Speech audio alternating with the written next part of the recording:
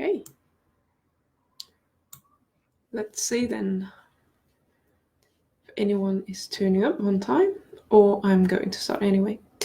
So welcome to another Facebook Live, and this time I'm going to talk about why diets don't work. So I'm not going to talk about any specific diets. I have my own opinion about what diet would be the best diet to go on, and obviously depending on why you're choosing to do a specific diet, but that's not what I'm going to talk about today. So I'm going to talk about diets as a concept, the way we are using diets. So it's not actually so much that the diets don't work, it's that we are unable to follow the diets long term. So let me explain a little bit what I mean. Hi Patricia, welcome. I was waiting for you for 20 seconds. I'm very impatient. So I'll just repeat what I said because you're here. So I'm talking about diets as a concept. I'm not going to go into detail about any specific diets. So it's just the concept why diets in general don't work. So where was I? So we want to find, we're always looking for diets that are sustainable, that we can follow long term. And whereas this as a concept is really valid, the problem is that it doesn't work for us. So when we're talking about this, we're looking for something to be a lifestyle, or people are now trying to sell us different diets by saying that this is a lifestyle change and it's sustainable and you can keep doing it. But I think we're totally missing the point here, because no matter how good the diet is, in theory, it doesn't fit every person. And that is always going to be the case, no matter what the diet is. So the person that is following a specific diet needs to be 100% on board with following the diet. And we can often think that we're really excited about starting a new diet, and we are going to so do this, and we're going to eat these things on the diet plan, and everything will be great. But the problem is that there are a lot of foods on those diet plans that we don't necessarily want to eat because we don't like them or whatever reason we have. And then there are lots of foods that we are not allowed to eat on the diet plan. And this will, over time, create a lot of resentment towards this diet. So the problem here is also that we are associating diets with suffering and being uncomfortable, and deep inside we wish that we didn't have to go on a diet to achieve our goals. We wish that we could eat whatever we wanted. We obviously don't want to change and still reach that goal. So let's take an example. You follow a ketogenic diet because you want to lose weight. That's very, very common. So if you do this and you're thinking that I have to eat a lot of spinach, I have to eat liver because it contains a lot of vitamins and minerals that I need, and then I have to eat chickpea burgers or whatever, not really on a ketogenic diet, but you don't really like these items, but you're trying your hardest. And I don't know how many times I've had people asking me, oh, how can I make liver more tasty? Or, I don't really like vegetables. How am I supposed to eat them? And we're trying to come up with a lot of ways of making them tolerable. But over time, it will build up as some form of resentment towards this diet. And as soon as you hit a weight loss plateau, when you don't keep progressing, you will get really pissed off with this diet. Because here you are, you put all this effort in, you're eating all these things that you don't really like, and you're doing all these things just to lose weight, and nothing's happened in 5 weeks. Or even 2 weeks. Some people are not that patient. Most people are not patient waiting for 5 weeks. You're going to get really, really pissed off. And then you're probably going to quit the diet. You're going to go back to eating cupcakes and donuts because you're not losing weight anyway, so why would you put the effort in? So there is a lot going on here. There's a lot of resentment, and you feel like you're depriving yourself to reach a goal, and when you're not getting there, you almost feel like you've been cheated on. This is not fair. Everyone else seems to be able to keep the weight and eat whatever they want, but you are making an effort and you're still not losing weight. So if we want to continue with the example of a ketogenic diet, so let's say that you want to lose weight, and now you go on a website, you find these food lists, all of these foods are allowed, you might find a bunch of recipes. What I would like you to do is take the food list, or the recipes if you like, have a look at what food items there do you like, what food items do you want to eat. And this is really important because you need to choose a diet that is actually appealing to you. You want something that feels like it is going to truly be sustainable, something that you like doing, that you could actually do the rest of your life. Because going on a diet that is sustainable to someone else, but there are lots of things on there that you don't like, you're probably not going to do that the rest of your life. You're going to suffer through that for a bit until you get sick of it, and then you're going to quit. So if this is a lifestyle that you think that you want to embark on, then pick the food items that you do like and or the recipes, and then ask yourself, what food items do you want to eat that are not on that list? So this is actually really important, because if you have a bunch of food that is not on a ketogenic diet plan that you really want to eat, and you're restricting yourself and you're depriving yourself of these foods, again, if your weight loss is stalling, you're probably going to be pissed off, and then you're going to go and seek out these food items and binge on them, and probably others like cupcakes and ice cream. So first, just ask yourself what items are not on that list that you want to eat. And once you have that list, so you can just write them all down, go through that list and ask yourself why you would miss these foods. Sometimes it's just an emotional thing. If you're going to go on a ketogenic diet and you say, I want to eat ice cream, then ask yourself, why do you want to eat ice cream? It might be something that is just food, which might be a sweet potato, and you might not perceive that as bad as ice cream, and it probably isn't. But psychologically, it could have the same effect on ruining your diet in the end. So just write down on your list why you would miss those foods. And then when you've done that, you just ask yourself, would you prefer to eat these foods, or would you prefer to eliminate them from your diet?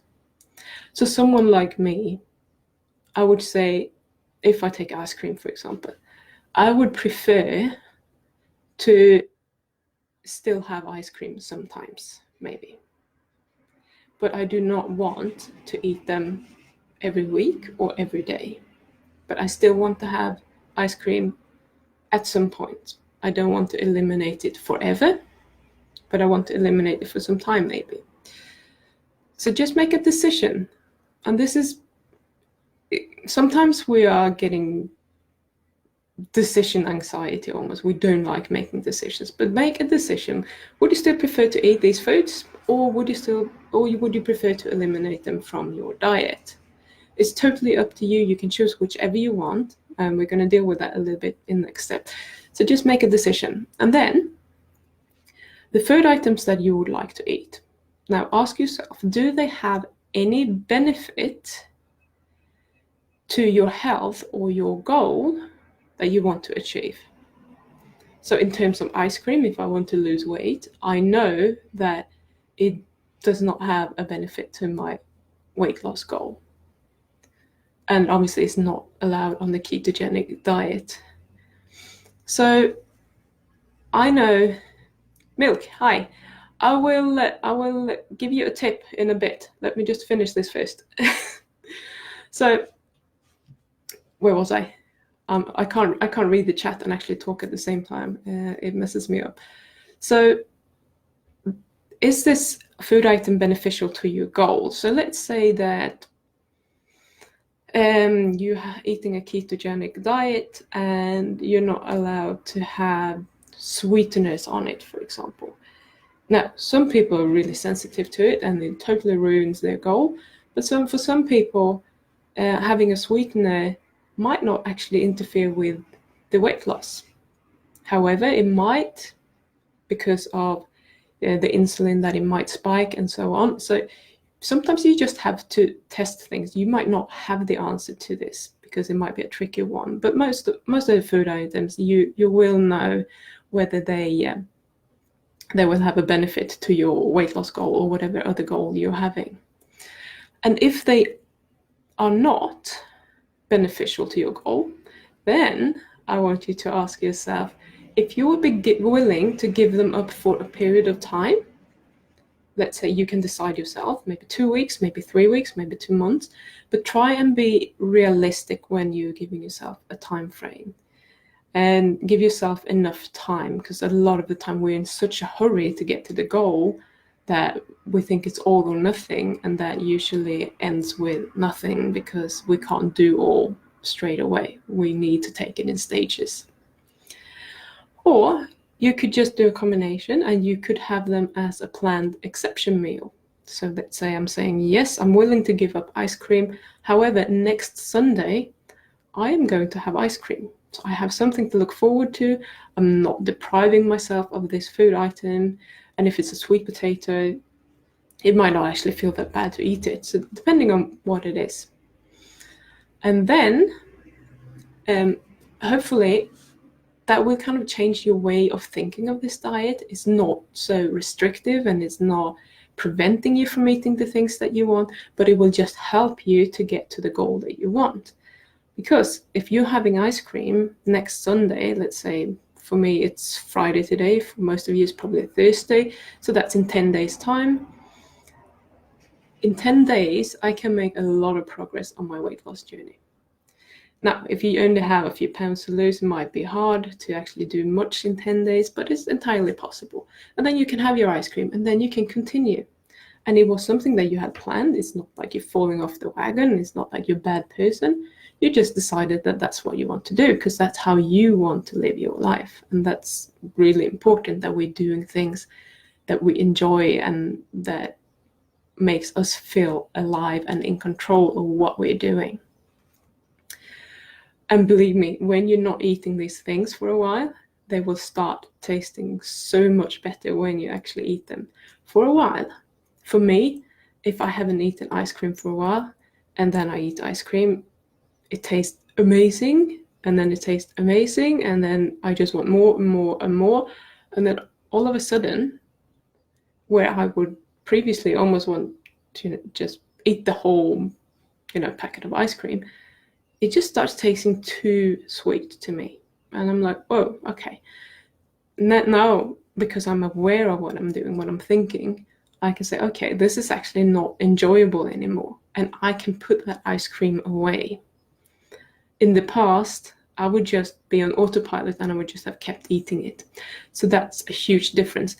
So just because you're planning to eat something in 2 weeks doesn't mean that you're going to have to binge on it. Because you can decide, again, 3 days later, if you want, you can have ice cream again. You can just plan for it. It's just up to you. But also take into consideration, how often can you do this if you want to reach your goal? So that's obviously also important. So let's see what you had to say. So that happens to you with chocolate, 85%, almost 200 grams of chocolate every day. 85% chocolate isn't too bad because I don't think it contains that much sugar. But what do you want to stop eating chocolate? Do you want to not have chocolate in your life at all? Do you what is your goal?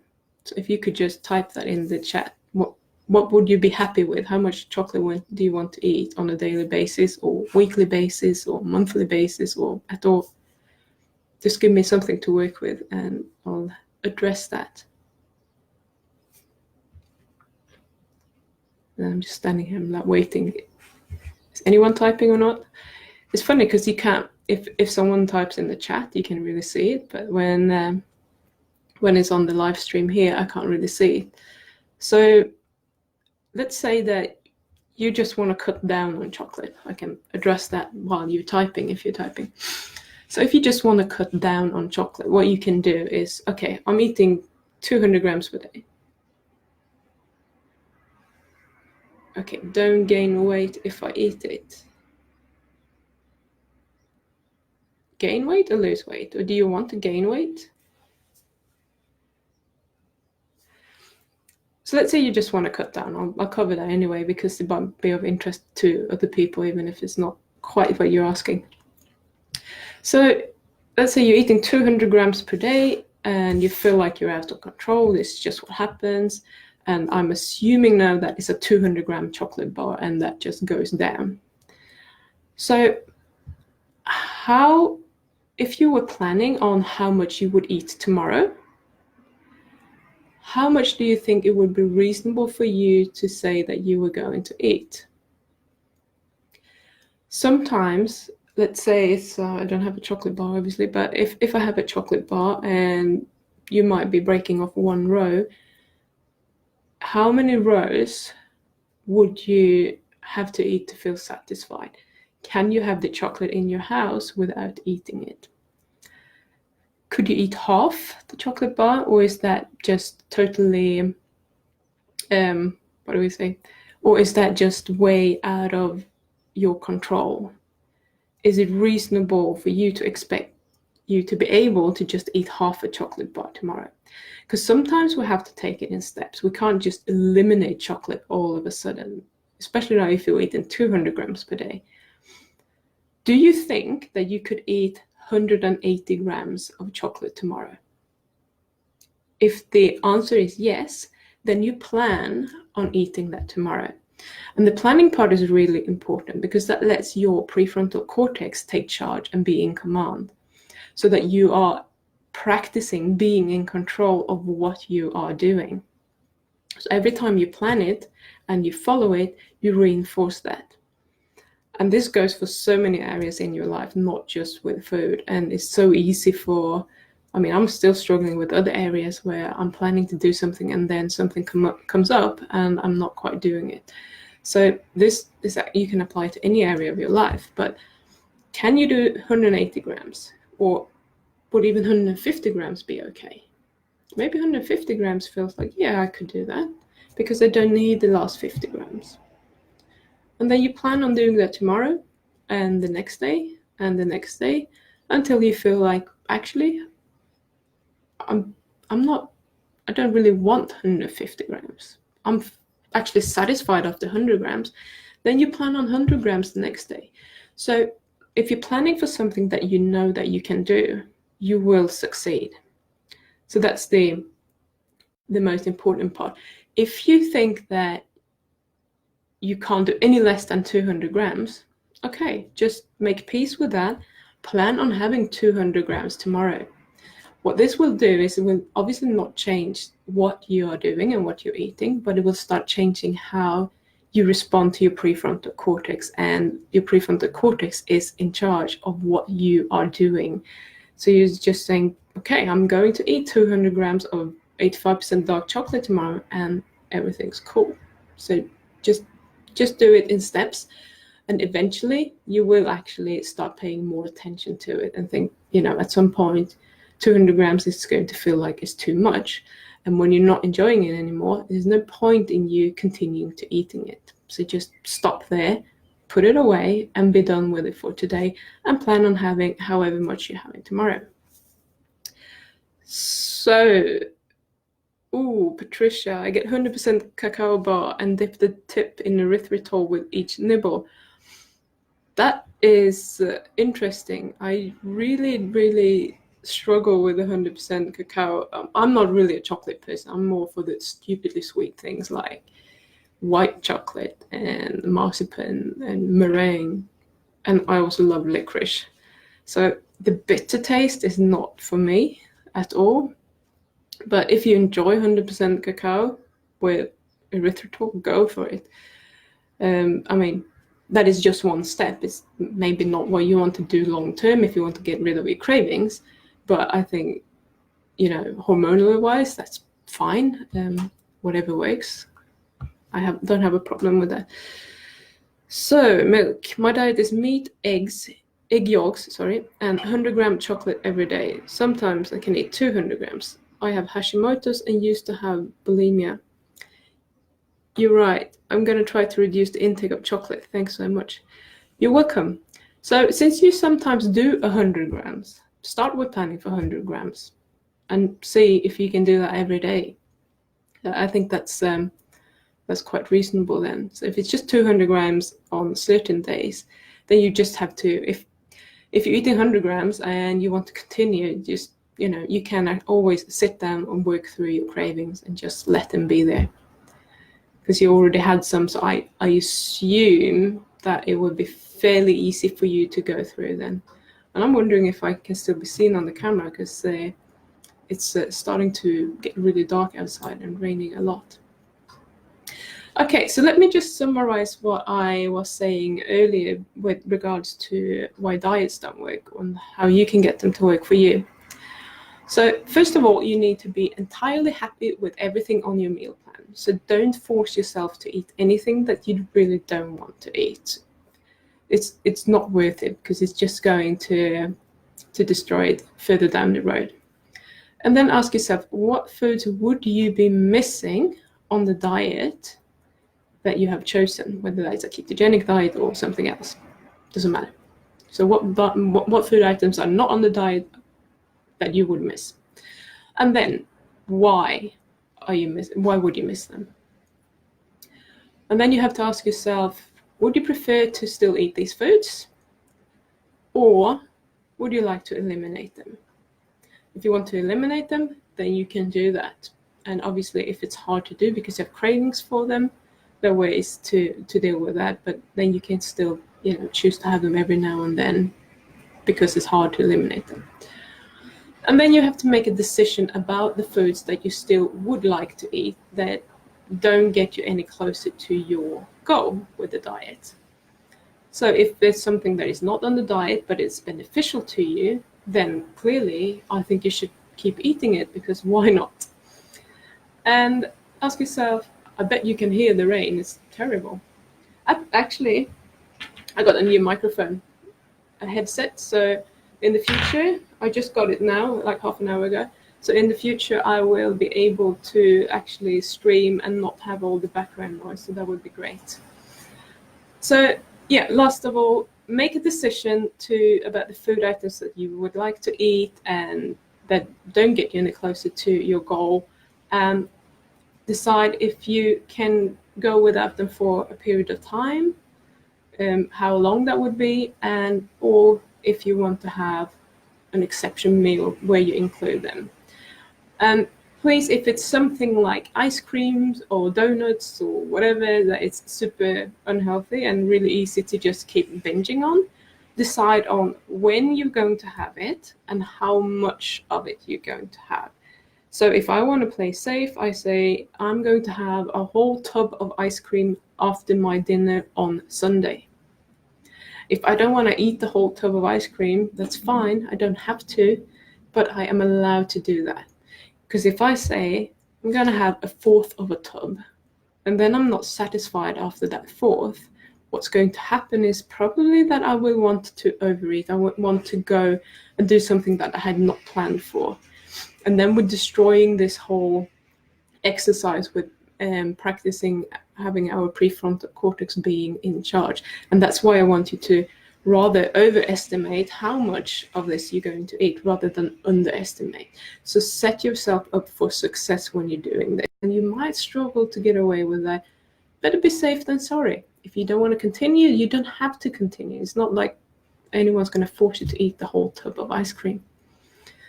So that's it. I'm happy that you were here today and actually asked some questions. That makes it much more fun to answer some questions.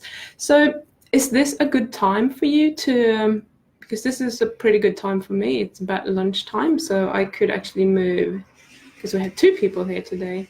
I know I had some people when I was streaming in the evening, but that was a bit on and off. So if this is a good time, I can try and schedule a few Facebook Lives for this time, if you want to join in then. And if it's not, then just leave me a comment with when the best time would be for you. You can do it in your own time zone. There are converters online, so that's all good. Thank you very much for being here, Patricia Milk, and I hope to see you again next week. So take care. Bye.